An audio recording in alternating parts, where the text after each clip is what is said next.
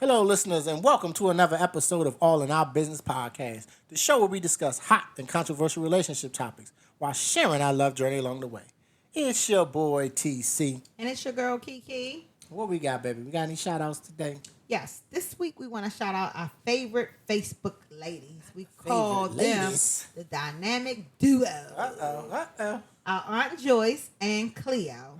Thank you for your consistent online engagement, participation, wisdom, and comments, because y'all provide them each and every week. Each and every week. So we appreciate thank you. it. Yes, we definitely appreciate your honest input and feedback. So keep it coming.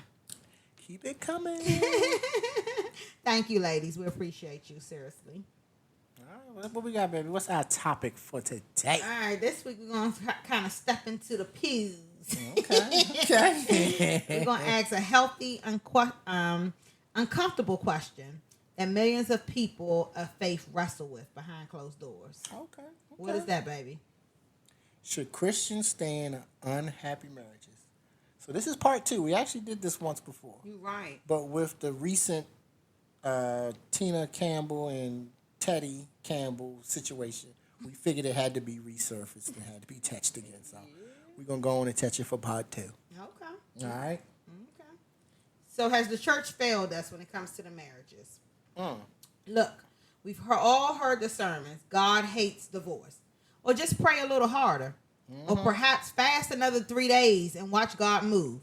But what happens when you fasted, you've prayed, you've gone to counseling, and the marriage is just still not working? What happens when staying is destroying your mental health, your spirit, and your peace? And your pastor's still telling you to keep on praying. Just keep praying. Just keep praying, baby girl. You'll be all right. Just keep praying.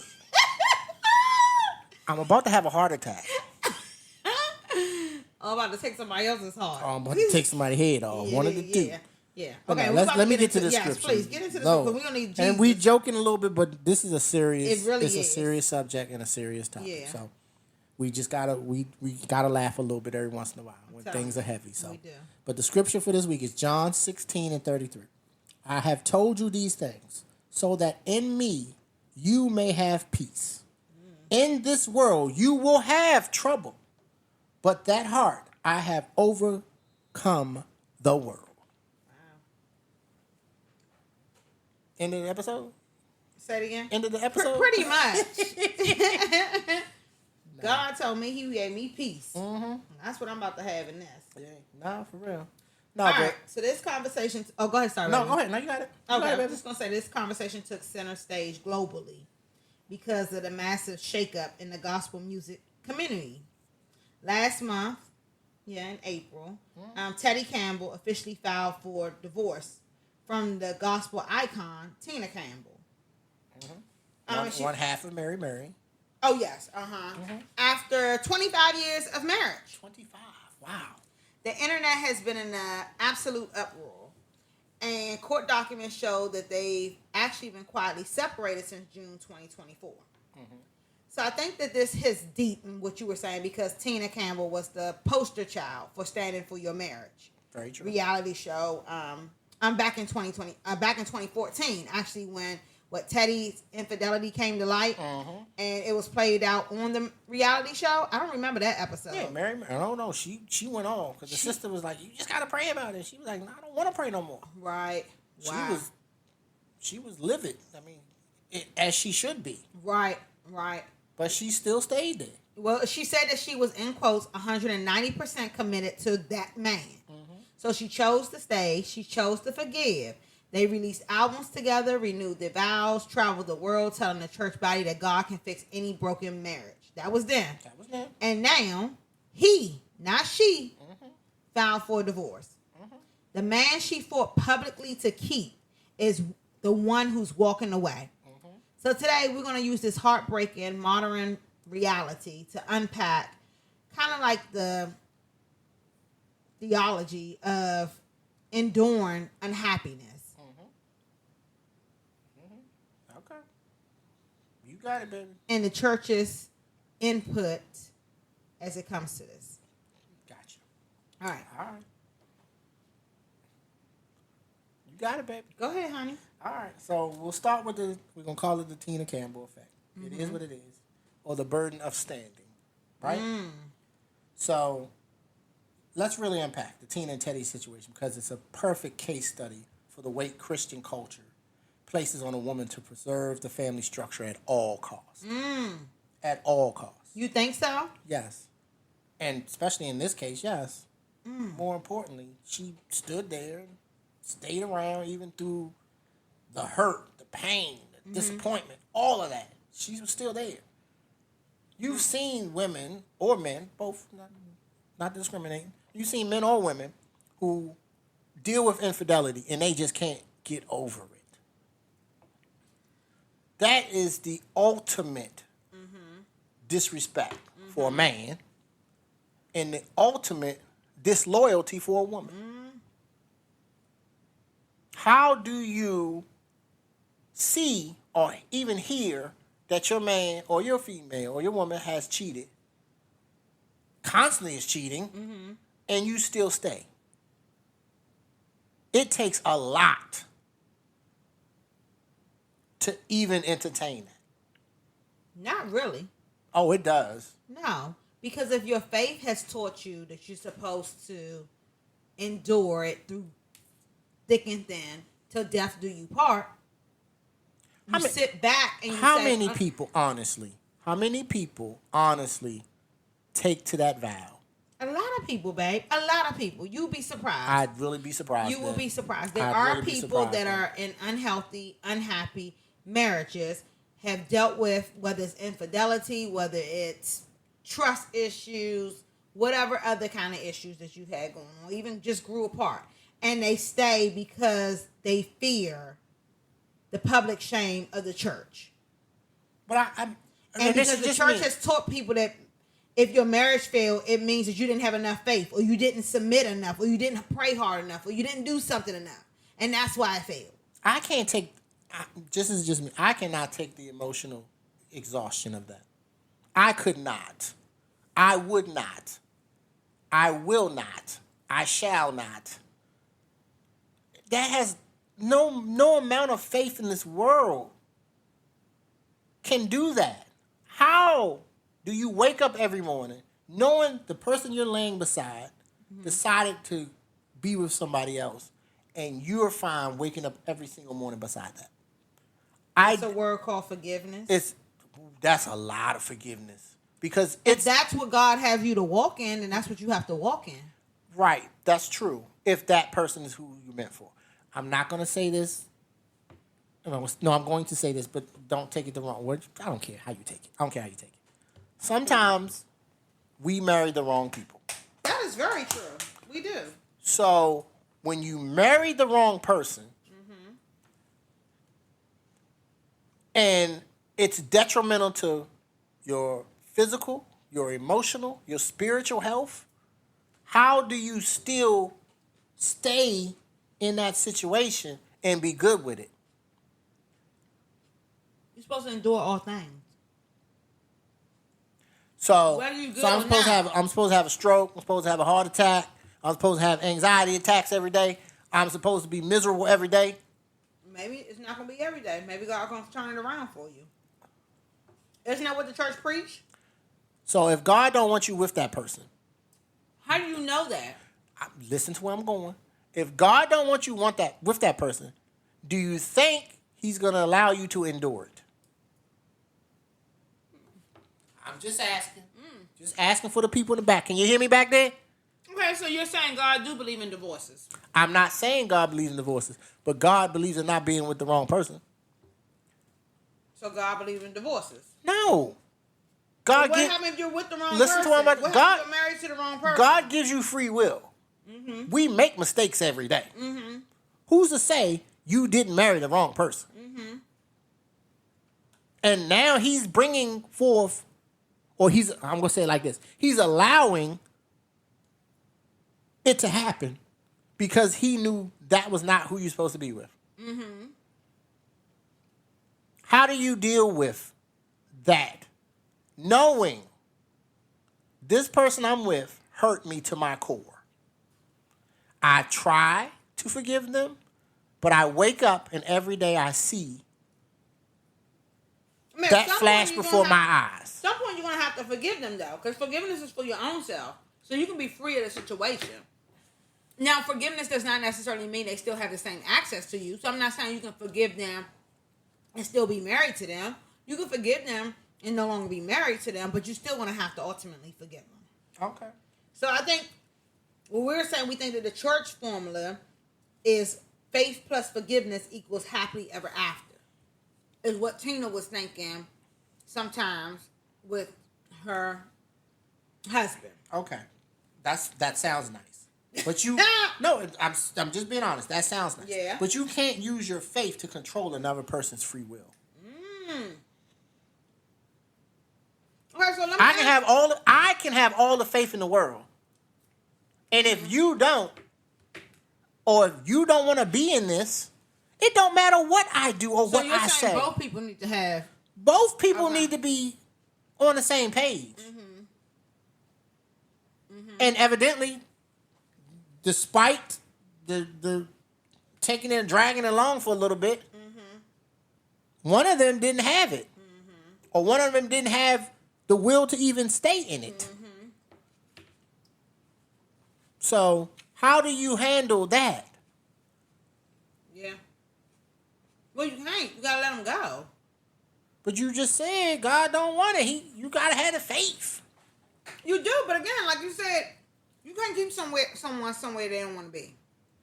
If he said he's ready, she's for the tough fight, a good fight, and he said he's ready to dip. He don't want to be with her no more.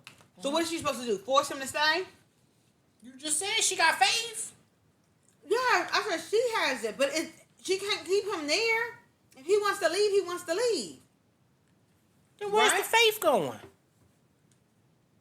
I'm saying if he was supposed to change his ways, supposed to be a better man, I'm saying that part. That's faith in that. Okay. So let me ask you. Ask away, baby. Have you ever heard a pastor preach on divorce? Have you ever heard a pastor say it's okay to get a divorce? Have you ever? Can't say I've ever heard that. Can't say I have. So is the church failing us? You tell me. I've never been divorced. When you decided to get divorced, what did your pastor say? Or your bishop? What did your bishop say? They didn't say nothing. So It was already done. I ain't never signed no papers to keep me alive. Got you. I had to sign my own papers to keep me alive. But what was... Did I go to my pastor or my bishop to tell them about some issues I was having? Yeah, did you? Absolutely, several times. And what did they say when that happened? They said, keep praying, Sister Nikita. Just keep praying. Keep praying, Sister Kiki. Just pray. So do you think they said that with the intent of God will let you know what you're supposed to do? Or did they say that with the intent of you just keep praying and things will get better and you'll stay around and you'll stick around and you'll fix the marriage? Do you think they just kind of used I'm gonna call it the simple context of keep praying just to kind of pacify it? Absolutely. That's what you think, for real? I honestly believe that. So despite, and I don't know all the background, so despite what you, and I don't know exactly what you divulged to them, what information you divulged to them, not once did they say, well, maybe he's not best for you, or y'all are not equally yoked, or whatever other phrase they may use biblically. No, we didn't have that for our session. None of that happened for your session? But what I can say is I think pastors, bishops, church officials are trained. Not to have an opinion. I wouldn't even say that, though. I would say they're trained to kind of go back to the word to tell you about marriage. Is it written in the Bible anything about divorce? I can't say I've ever heard anything about divorce in there. So that's what I'm saying. So we're asking them to give us biblical content, biblical information, and they're giving it to us based upon only what they can find. And what they can find only supports marriages. It doesn't say anything on the contrary. So are they wrong? If you say that God can do all things, but fail. There you That's go. That's what it says. But God can fail. do all things but fail. So they're going to give you the word. But Go and ahead. it says God can do all things but Hello. fail. It doesn't say Man. TC can do all That's things right. but fail. Mhm. It doesn't say Kiki can do all things but fail. And we already know we are already failures. Mm-hmm. Thank you, Adam and Eve. Thank you very much. But on the real, it says God can do anything but fail. But even in the midst of that, God knows when you are not where you're supposed to be. Mm-hmm. He do. He knows the beginning and the end. Mm-hmm. But I think also, like when I was telling you earlier about my pastors or my bishop saying just pray, I think they don't want to be the ones to make the decision for you. They don't want to be the ones to provide. And they shouldn't, because you're going to come back. You're right, yes. Especially if they wrong. But I think what they're saying, just pray. Sometimes you just got to pray and let God lead you to where you need to be. That is so true. And with me, that's all my prayer was. God, have your way. Because I don't know what to do. I can tell you how I feel. But if you're telling me that this is a covenant and this is amongst the two of us and we're supposed to stay in and death do us part, then that's true. But some people view death, and I've had this conversation with my therapist as well. Some people view death as an end, right? To the marriage? Hold on. Oh, okay. I'm just asking. In the marriage. So she's saying that you can identify or define death as the end of y'all season. You come to the end of. Oh, I thought you were talking about physically dying. Okay, I got you. Okay. Woo. Okay, I got you. I got you. So she's saying that season may have ended and it's over, and that's the end of the marriage. She said, and it's based upon different things. And when she gave me that analysis of it, it allowed me to look at that a little differently. But I don't feel like God. This is just me. Mm-hmm. This is just my opinion. Okay, go ahead, It ain't baby. written anywhere, nothing like that. Go ahead, baby. Kind of go back to your scripture that you provided. I don't think God wants you to be somewhere where you don't have peace. And I think there's another scripture that says, like, where there's God, there's no chaos. Or something to that nature. God doesn't operate in chaos. Yes, there you go. So I think that if it's constant and it's chaotic in so many different areas, that may be a sign there to say, you know what, this is just not the best for me right now. Well, let me give you. I'm gonna give you 3 examples Of what? of type of marriages that many Christians stay in. Okay, the emotionally dead marriage. So these are 2 people who are essentially just roommates. They tolerate each other. They put on a fake smile when they come to church on Sunday. They live in complete isolation under the same roof. I do my thing. You do your thing. We show up on Sunday together like we still together. We might not even sleep in the same room. That's one. I'm gonna let you finish the 3, but then I'm gonna tell you why. Okay. I'm excited to hear why. Yeah. The next one is that toxic or manipulative marriage. So that's where you have spiritual gaslighting. So the spouse uses scripture to control, demand submission, while the other offers zero sacrificial love in return. And then the last one is the habitually unfaithful marriage. So that's that one partner who repeatedly, I said it, repeatedly violates the covenant, relies on cheap grace to say, oh, I'm sorry, baby, I love you, baby, I ain't mean to do it. But that's your 5th time sleeping with somebody else. That's a problem. And then expects immediate restoration. So what happens if you're in one of these as a Christian and you go to church and you tell your pastor, I want to get a divorce because I'm in a toxic marriage? Okay. I think, I hate to say this, I think pastors need to be real. That part, right. I think they need to be real. They're not They need to be real. So ultimately you are failing the people. So you just going to come in here and you're just going to be like, oh yeah, I think y'all, just keep praying, y'all be all right. You're not going to. When you, in your head, oh, this ain't going to work. They're going to be divorced in a couple weeks. Just be honest. Just say, look, I don't think y'all 2 might not be the best for each other. It is okay. That's not a failure. The failure is staying in there and both of y'all are killing each other. Literally. Physically, emotionally, Spiritually, you're killing each other. Absolutely. Why? To save face for who? The same people who gossip about you behind your back? Well. You know what, girls? They don't even sleep in the same room. Well. Girl, they don't even like each other. I don't need no bishop or no pastor or nobody who's not going to be honest with me. If I'm coming to you with a problem, be honest. And I think another part you got to think about is God really glorified by a marriage that's full of bitterness, depression, and toxic. Like, I don't think he is. Not at all. Yeah. So I think for him, he will be blessed and pleased more if you're by yourself because you know that the two of you just can't get along. It's not what you want to do. It's not what you can do. But I do think somewhere along the line, the church has failed people because, again, they're not being real. And like you said, but those are the main ones that are going to sit there and talk about you behind your back about whatever you're doing or not doing. Very true. But people fear the ridicule that they're going to receive from the church if they go there and I'm divorcing my husband. Just think about it.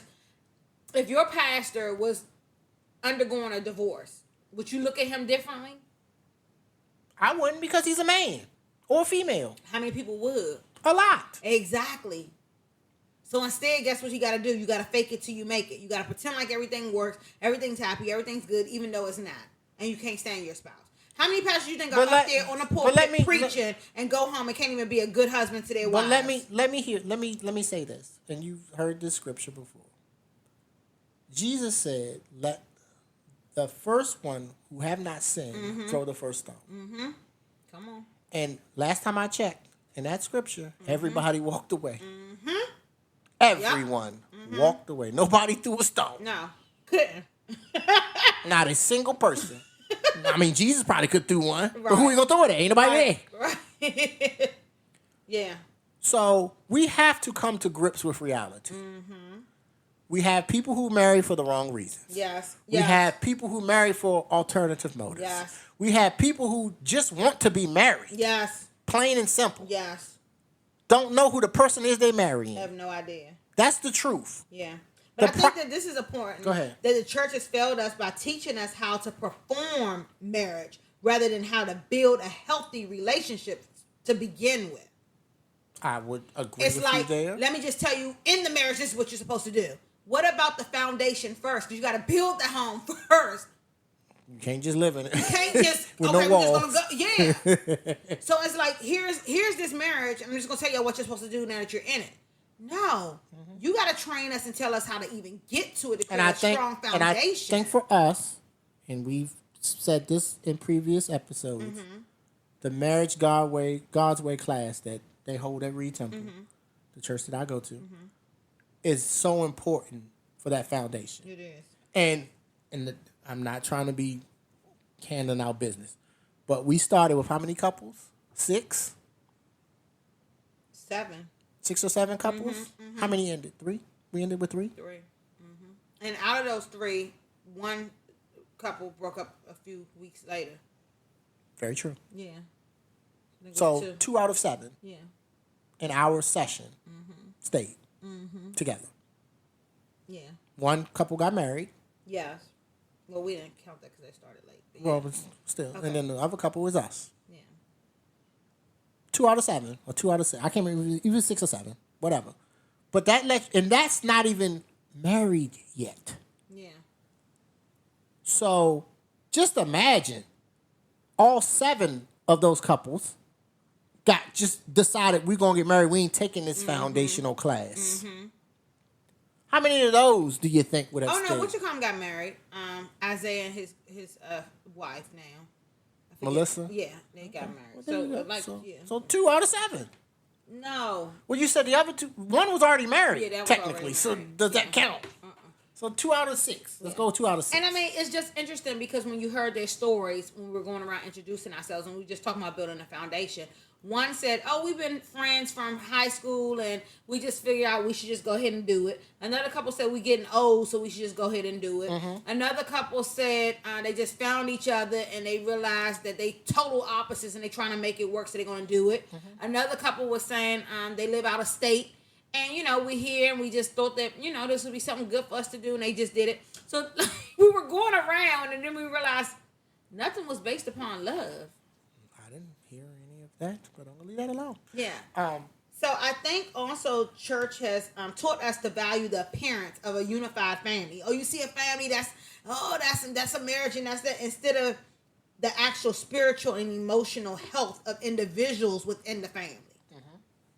Because you'll see couples or you see family, oh yeah, that's what they supposed to, not even knowing what they endured before they even came through the doors. No clue at all. And we've created a culture of suffering and silence just to avoid being judged by a congregation, which is crazy to me. Because even before we did this episode and before the whole thing with Tina and her husband came about, I've talked to so many different women and they said, I am so miserable. And many of their husbands are top officials in churches. And the stuff that they have said that their husbands have said to them and their family are things I wouldn't even repeat to a dog. Or a cat? Not even. I understand. So So you get up on the pulpit and you preach to other people. And you're unhappy at home. You're unhappy. It's an unhealthy marriage as well. You're enduring, as they say. For what? For the To congregation. appear a certain way? For the congregation. To appear a certain way? And I've heard people say, oh, I can't be under a pastor or a bishop who is divorced. I've heard that. Why? At least they had enough courage to realize I shouldn't be with this person. This is not healthy for me. This is probably not healthy for the other person either. Yeah. Like, honestly. Yeah. And I don't think it always has to be like a nightmare or a terrible thing. Sometimes it's a good thing that you release that other person from a place from the suffering. Yeah, absolutely. From the misery. Absolutely, yeah. Absolutely. Who wants to live that way if they don't have to? Exactly. And we were all young at one point in time. We've all made mistakes. Mm-hmm. But the ultimate mistake is staying where you're not wanted. Yeah. Or staying at a place that's unhealthy. That's my eyes. You're not wanted. Yeah, okay. If I love you, and you've heard me say this, if I love you, I don't want to hurt you. Mm-hmm. If I love you, I'm going to do my best not to hurt you. Mm-hmm. Even when we have dust-ups and we get upset with each other. Mm-hmm. I don't want to do that. And the first thing I say is, I'm sorry, I wasn't trying to hurt you. Yeah. I didn't mean it that way. Yeah. I wasn't trying to say it that way. Right. Love is love. Mm-hmm. Love should not hurt. It shouldn't. Mm-hmm. Love should not hurt. Not saying it's going to be perfect, but love should not hurt. No. Not hurt. I shouldn't dread wanting to come home every night to my beautiful woman because of what's going on in that house. And we heard this several times in the class. It's better to be on a roof than in the house with a quarrelsome woman. I'd rather stay outside on the roof than be in the house with you. Not me. And you think that's healthy. Right. But many people are functioning like that. They are. But why? Why? Yeah. So those are the 3 questions that you want to ask. The first one you want to ask someone is what? Is there what? An active, an unrepented violation of the covenant? Yeah. So if you habitual cheater, if you're an abuser, emotionally neglect or financially abusive, yeah. Or if one partner has completely checked out and refuses to do the work to rebuild. There you go. What's the second one, baby? It's staying requiring you to destroy your own soul, Lord. Yeah. In the gospel community, people are really looking at Tina Campbell and saying how much she sacrificed for her union. Everything. Yeah. But at what point the sacrificing for your union becomes a sacrifice of your identity, your mental health, your relationship with God? If you have to become a shell of yourself, dealing with your own depression just to survive, your home environment to medicate over it, that marriage is no longer serving its divine purpose. So really, it ain't even a marriage. So you might as well just go ahead and file the paperwork formally because it's no longer a marriage. And what's the third one, baby? You tell me, boo. Are you staying purely out of fear of shame? See, that's why you need to wrap that one. You take that. That's probably the worst one of the three. At least infidelity, it's action. At least maybe he's like a sex fiend or something, or maybe she's like a sex fiend, and you just not giving that person enough. Right. They just got to get it from somewhere else. So when you ask, but if you're doing it, if you are staying in an unhappy, unhealthy marriage just because you don't want people to talk about you, I promise you they're already talking about you. See. They done already said what you ashamed of. They just been talking behind your damn back. See, turn this thing off. No, I'm not. I'm telling the truth. That is true. Don't let that be the problem. Right. Don't let that be the reason. Yeah. It is okay to be okay. And who are those people? Who are they? Like, well, I and you heard me. I say this to you all the time. You do. The church folk, yeah, I said it. Church folk are the most gossiping people in the world. They know more news than they need to know. Well, it's a sin. And when you walking around and you say, they told me, they said, them, they pointing 100 bullets at you, that tells me everything I need to know about you as a person. Formulate your own damn opinion. Yeah. Don't worry about nobody. That's the problem with these people, these church folk. They want to appear a certain way when they really aren't. Church folk can be the most crookedest, shameful people that I know. Stealing people money. Doing what they want to do. Egotistical. All of that. For what? But can sit there and lay across the floor and act like they there because God want them there. Not at all. Be careful. Be careful. Be very careful. Be extremely careful. It's not going to last long like that. You're not doing it for the right reasons. I'm not one of those people who care about what other people think about me. I've never been that person. I've been that person who will say, oh, well, you don't like me, I don't care. I don't ask you to like me, I don't need you to like me. I don't need you to even know who I am. Because I know who I am. God knows who I am. My family knows who I am. My friends know who I am. I didn't ask you to know who I am.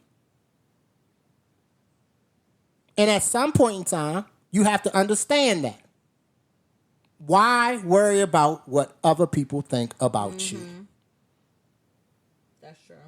Because people will get their opinions or get their insight from a third party. You want to know who I am? Come hang with me for a minute. Because I'm not fake. I'm going to be who I'm going to be in front of you, behind you, beside you, in front of you. I don't care. Right. I am TC. I've been TC my entire life, and I will be TC when I die. Plain and simple. Plain and simple. So if you're doing it for other people, it ain't gonna last. It ain't gonna last. It really's not. Yeah. If you're doing it to save face or appear a certain way, it ain't gonna last. Love yourself. Yeah. Enough, and actually more, to know that you deserve more. And you don't need a pastor, you don't need a church official, you don't need anyone to confirm that. You should already know that because you're a child of God. So as we wrap this up, we're about to get up out of here. I just want to leave you with this final thought. Yes. To all my believers, my church goers, my faith walkers. Talking to me. Divorce is a tragedy. Yes, it is. It is. It is the death of a dream. It is a painful tearing apart of your flesh. Our hearts go out to both Tina, Teddy, and the family, the kids. Everybody's affected by this. Especially this incredibly public and complex transition. Absolutely. But hear me very clearly. Hear me very clearly. Let me hear what you got to say. Divorce is not an unpardonable sin. That's true.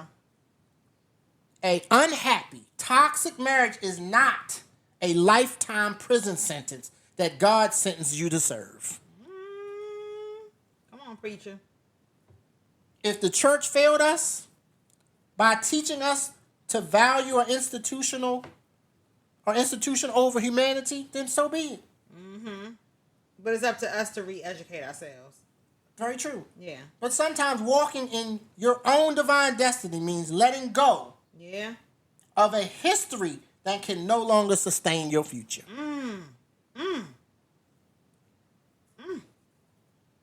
Preach, preacher. We need more. No, I'm not preaching, baby. Oh. I'm not preaching. I'm sorry.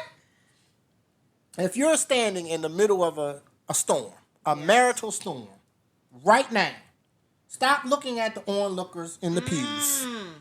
Because they evidently ain't trying to help you. They just looking for the show. Yeah. Look at your reality. Seek professional counseling. Some people don't even do that. They just go, I'm done. I'm out. Right. You ain't even try. You ain't even give it an effort. You're a quitter. They said, peace, stay out of And as they say, quitters quit. No, seriously. Or find a true spiritual cover that can help, right? And provide advice. And know that whatever happens, your value is anchored in who you are in God, not your relationship status. That is important to know. Especially that you put on Facebook. I'm married. To who? Okay, babe. Go ahead. Finish the outro. Who you married to? Come on. We almost there. Now we gotta get to the quickie, baby. We didn't get to the quickie for the day, baby. Oh, my goodness. Go ahead, baby. All right, here's the quickie of the Let's day. say, what's the quickie? When does standing for your marriage turn into sacrificing your own mental health and soul? If staying in a marriage requires you to lose your peace and identity completely, is it still honoring God? Woo! Where do you draw the line between a difficult season and a destructive reality? Turn it off, baby. That's enough. I can't turn It's it off too yet, deep. baby. Okay, come on. I can't. Woo! Don't woo me. Don't woo. But just listen to that. There's no way you're honoring God if you lost your peace and identity. You lost your soul. You lost yourself. You lost everything. You are a shell of who you were or who you are. All right, let's get out of here, baby. So let me ask you before we do. I don't know if I got any more answers. Oh, you got an answer. I don't know. Did the church fail Tina? In reality, probably yes. Is the church failing people in broken marriages? And honestly, probably yes. Ooh, okay. That's deep. That's just the truth. Sometimes the hardest pill to swallow is the truth. You talk about accountability. You talk about transparency in church. You got sweetness up in church. Okay, baby. I'm being honest. That's the problem. When are we going to be honest? Okay. When are we going to be honest with people? We're not going to start today. Oh. All right, then. We out of here now. No, but yes, this is a very heavy episode. Yes, this is a very heavy topic. Mm-hmm. It is. It really is. But let us know your thoughts as well. If you think that the church hasn't, or maybe you've had some contrary opinions or contrary advice, we would love to hear that. Definitely. That's the beauty of us. If you've gone to a church before and they spoke on divorces from the pulpit, tap in and let us know. We would love to hear that. Mm-hmm. That would be nice. And what were we going to say about the beauty of us? That's the beauty of us.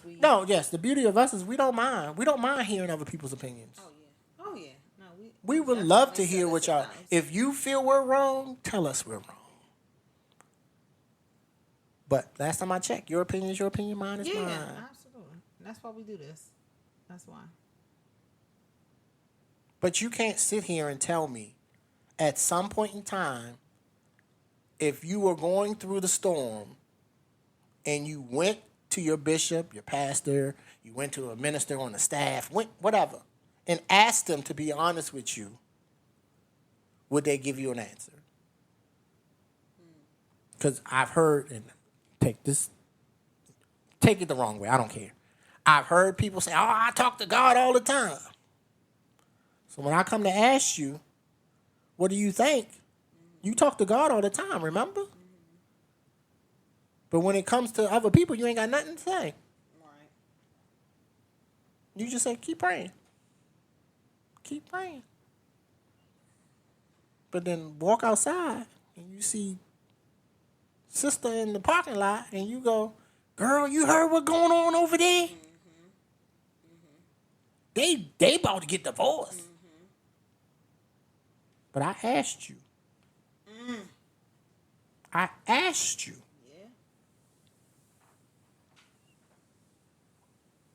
But before I even get home, somebody called me and told me something that I only told you. How'd I get out? Gossiping. Little loose lip. Can't hold water, as they say. But that's the church folk. That's the church folk for you. Smile in your face and stab you right in your back. But thank you for all you do. Thank you for listening. I know this is a little heavy, but it is what it is. But thank you, and we got one for you next week. So, yeah. You want to explain this one, baby? This one's on her. This is not on me. This one on her. This is not on me. Next week, we are going to discuss sex rules. Are there rules to your bedroom? Some people say I can't be waking up. I want an open relationship. Some don't want open relationships. Some say don't fool with me on the weekdays because I need my rest. So next week we're going to get all into it. We're going to get all in y'all business too. Let y'all tell us what y'all doing. Do y'all got any sex rules? You know, nothing to hang off the chandelier, baby. You know what I'm saying? No, that's not a rule. We're not really talking about that. Some people got assigned days. Some people on a schedule. So hey, you gotta do what you gotta do sometimes, I guess. I don't know. We're gonna talk about it and see. Get some interesting feedback from our people. Okay. Well, thank you again for listening, and we love y'all. And as we like to say, peace.